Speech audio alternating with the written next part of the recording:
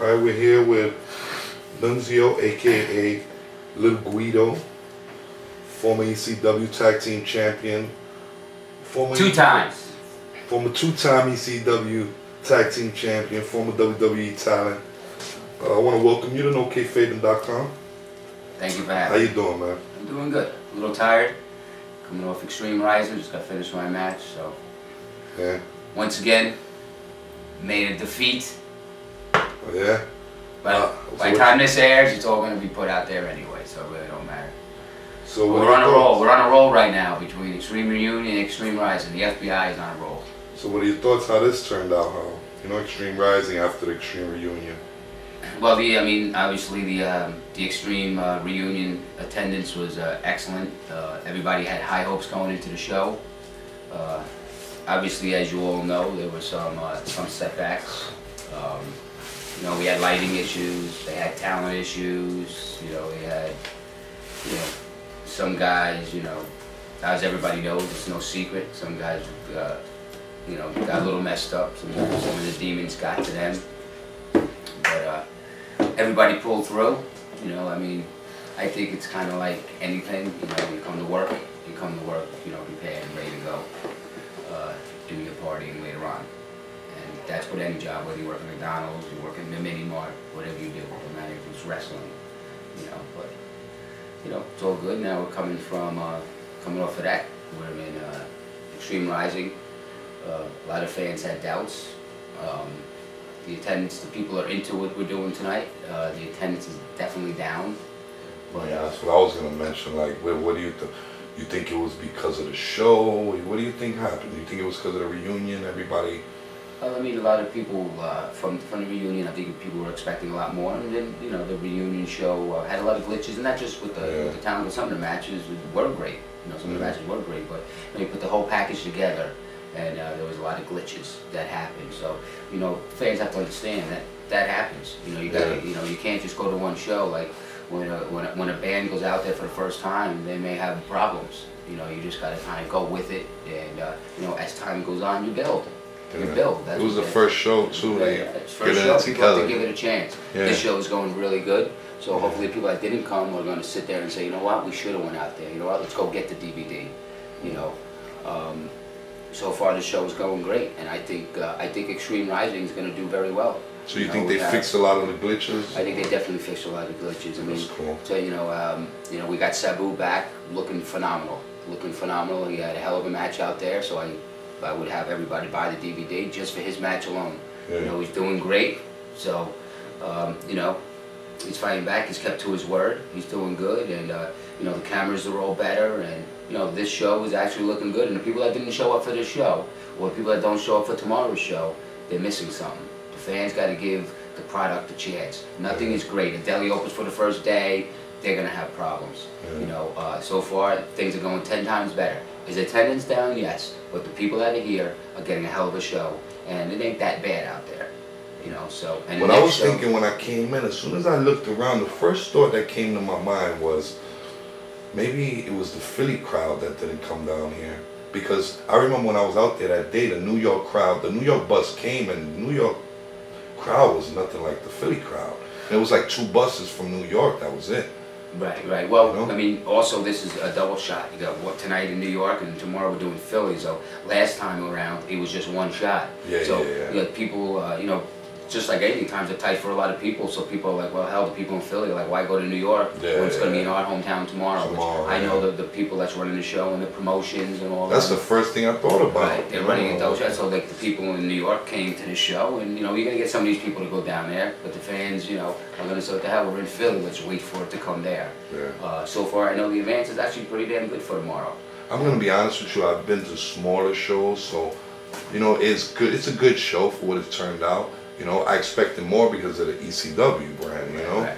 And you got a lot of ECW guys. But it's better than a lot of the shows I've been out there, the small shows that I've been out there. So, I guess it is what it is, It is what it is, but you know what? You got, Shane Douglas is bringing back, a lot of guys here are in their 40s, like myself. And, you're still going out there, to entertain. That's what fans have to understand. This ain't young guys. When I first started with ECW, I was 24 years old. you know, hungry. Not that I'm not hungry now, but life is different for me. You know, I wanted to make it to in ECW, and I did. Yeah. And doing good there brought me to the dance for WWE, and you know, I mean, even though it's a work, still I have the cruiserweight title 2 times in the WWE. At least they had pride in me to hand me that title. You know, Yeah. and as much as it's a work, and you don't have to have a big head about it, but still, it's gotta be good. It's gotta be good. It's a good feeling. It's like anything. When you're in the NBA, you want to win the championship. When you're in soccer, whatever it is, you're in the World Series. When you're playing baseball, you want to be in the Super Bowl. When you're playing football, so there's nothing wrong with that. So you know, I had a hell of a career. I'm coming on 40 years old. You know, I have a bunch of injuries, but I'm still out there going. You know, so I don't care what the fans say about me, because what I've done in my life, they probably can't do. Yeah, you mentioned that it's a work or whatever, you know, and I hear a couple of wrestlers say things like that. And, you know, I just gotta compliment you, because you could say it's a work as much as you want, but you gotta be good at what you do in order for them to crown you with the belt, you know. So right. as much as it'll work, it's real too at the same time. You know? Because if you don't deserve it, they ain't gonna exactly. give it to you. So you know, they had confidence in me. They gave it to me 2 times. Held it for, you know, they knew I would do some good matches. They put me on pay-per-view with it a couple times. Ran me around the house show loop. Then when it was time to go, you know, it's time to go. You know, people always say to me, you know, when I got released from WWE, you know, the first thing everybody wanted to sit down and say, oh, that fucking Vince McMahon, what the fuck, so he sucks, why, you know, he fired you. I'm like, listen, it's like, you know going in, it's going to end. You know, I'm just reality based. I knew when I got there, one day it's going to end. You know, I'm not going to stay there forever. And I'm not just saying that. I don't have to bury, like I leave the WWE and curse them out and shit. My time is up. You know, to me, I look at it like a sitcom. You know, Three's Company runs for years and years, and Friends runs for years and years. Sooner or later, writers have nothing for you.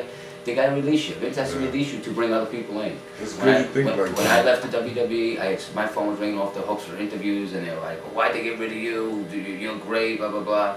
It was time. You know, that guy gave me, from 2002 to 08, I was there for many years. I made a career in the wrestling business from 1994. From 94 to 96, I was in Japan working for UWFI.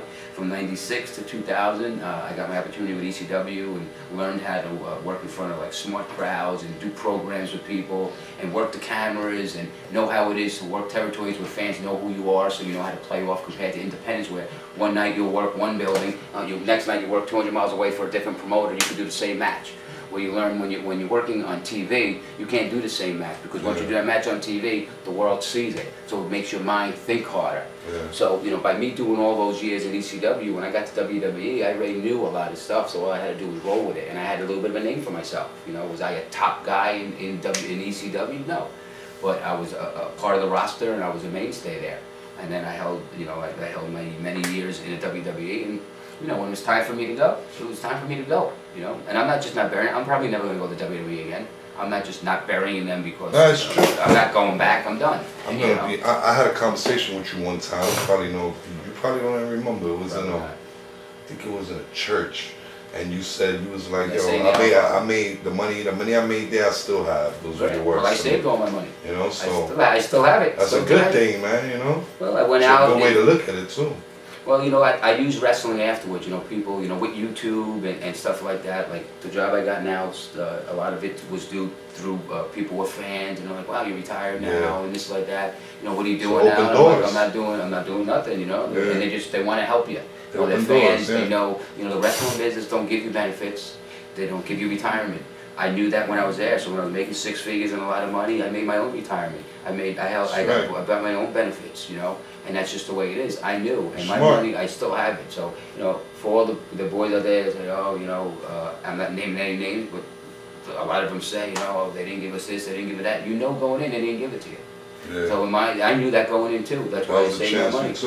And that's a chance you took, but it's you know, I went from wrestling in front of 200 people in fucking, say, Nanuet High School, which is where I went, which I wrestled there in Suffern High School, to wrestling in the Hammerstein Ballroom at ECW, to making it to Madison Square Garden in New York City. Wow. How can I ever dog the WWE or anything like that? I'm not kissing Vince's ass, it don't fucking matter. I'm never going back there anyway. Yeah, the reason why I said what that I never would have had before. The reason why I said what I said, because that was way before I even started doing this. No cameras was on when you said what you said. That's the way I thought. And you didn't bury him. No. You know, there's no reason to bury him. It's true what he's saying. You know, it's not like for the cameras. You know, you're not. That's trying my to true bury feeling. him. You know, yeah. Like I said, I'm not just saying it because I don't want to burn any bridges. There's nothing to say bad about him. Yeah.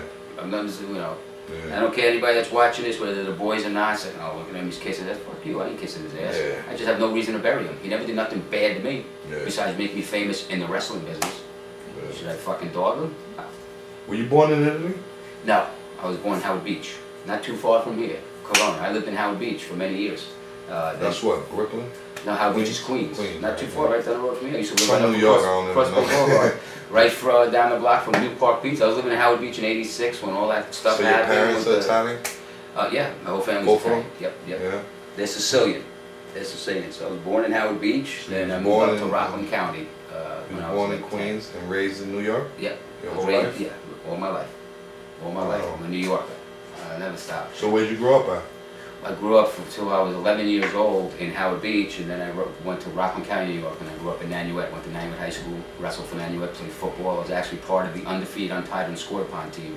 I'm in the Nanuet Hall of Fame that they have. Nobody beat us one year. We were 10-0, undefeated, untied, unscored. Rockland County. Rockland County, yeah. I was in Rockland, well, Nanuet's in Rockland County. That's where I live now. I still live in Rockland County. I was captain of my wrestling team in high school. I was an athlete all my life. Yeah, I was captain of my wrestling team my senior year. How much you weigh? I was captain in my senior year. I was 177. Right now I'm about 165. But you know, when you're a shoot wrestler. Yes. Well, I knew amateur wrestling, and then when I graduated high school, I got trained by Billy Robinson in Japan, where I was shoot wrestling. For those who don't know, is what? Shoot wrestling. It's like catch as catch can. It's amateur wrestling built in with submission. It's real wrestling, right? Yeah. So when I got trained by Billy Robinson and Luke Dez and Danny Hodge, they added the submissions, the chokes, the arm bars, and all that shit. They didn't teach me how to wrestle because I already knew how to wrestle, takedowns and all that stuff. They added the submission. Because in amateur wrestling, you're not allowed to go more than 45-degree angles in high school and even in the Olympics. But it's still called amateur wrestling. You know, object of shoot wrestling is to go more than 45 to the point to break, and that's the whole thing of tapping out. Because if you don't tap out, gonna fucking break your arm, choke you out, or do whatever you gotta do. You know, it's so weird. Like I was doing that shit, you know, before like UFC was ever around. It was UWF and Pancreas. Not for that. Now I can't. You're not training martial arts, mixed martial arts at all? Nothing like that. Nothing like that. Those days are over for me, man. I bang out my shows here. Still try to go as long as I could in the ring, entertain the people, make some extra money. I have a nice little gig going on for myself. I established myself in the real world, so. You know, I do this for fun, and don't get me wrong, I make a few extra bucks. You know, I make some good money by the end of the month, but I, you know, still do my regular thing too. So what's your earliest memory of wanting to get into the wrestling business? Well, professional wrestling business, not amateur, professional. Well, I was a fan since I was 10 years old. I used to stay up to 12 o'clock at night and watch the WWE when it was on at midnight after the Meadowlands. It used to be on Channel 9, then it was on Saturday mornings first at 11 o'clock. And my father used to take me to Madison Square Garden all the time in the Westchester County Center. And again, my father took me and my brother to WrestleMania 1 in Madison Square Garden. And whoever known, when I was in there with my dad and my brother, 20 years later, I was able to wrestle in Madison Square Garden in WrestleMania 20. Not just attended, I was in a match 20 years later in WrestleMania, which is the Super Bowl in wrestling. So whoever known 20 years later, my father would be sitting there again. This time he's going to be watching me in front of a sold-out Madison Square Garden. Now, I wrestled in Madison Square Garden 50 times, but that's a dream for me, just to be in WrestleMania, which is the biggest pay-per-view of the year. You know, plus the biggest payday you're ever going to make for one night in the ring. So I've always wanted to be a professional wrestler since I was like 10 years old. I used to go watch it like religiously. I was crazy about it. And, you know, got a little messed up. Some of the demons got to them. But everybody pulled through. You know, I mean, I think it's kind of like anything. You know, you come to work, you know, prepared and ready to go. Do your partying later on. And that's with any job, whether you work at McDonald's, you work in the mini mart, whatever you do, no matter if it's wrestling, you know. But obviously the Extreme reunion attendance was excellent. Everybody had high hopes going into the show. Obviously, as you all know, there were some setbacks. You know, we had lighting issues, they had talent issues, you know, we had, you know, some guys, you know, as everybody knows, it's no secret, some guys... Alright, we're here with Nunzio, aka LIL Guido, former ECW Tag Team Champion. Former two-time ECW Tag Team Champion, former WWE talent. I want to welcome you to KAYFABEN.com. Thank you for having me. How you doing, man? I'm doing good. A little tired. coming off Extreme Rising, just got finished my match, so. Yeah. Once again, made a defeat. Oh, yeah? But by the time this airs, it's all going to be put out there anyway, so it really don't matter. So we're on a roll. We're on a roll right now between Extreme Reunion and Extreme Rising. The FBI is on a roll. So what are your thoughts how this turned out? How, you know, Extreme Rising after the Extreme Reunion? Well, I mean, you know, it's all good. Now we're coming off of that. We're in Extreme Rising. A lot of fans had doubts. The attendance, the people are into what we're doing tonight. The attendance is definitely down. But yeah, that's what I was gonna mention. Like, what do you think? You think it was because of the show? What do you think happened? Do you think it was because of the reunion? Everybody? I mean, a lot of people.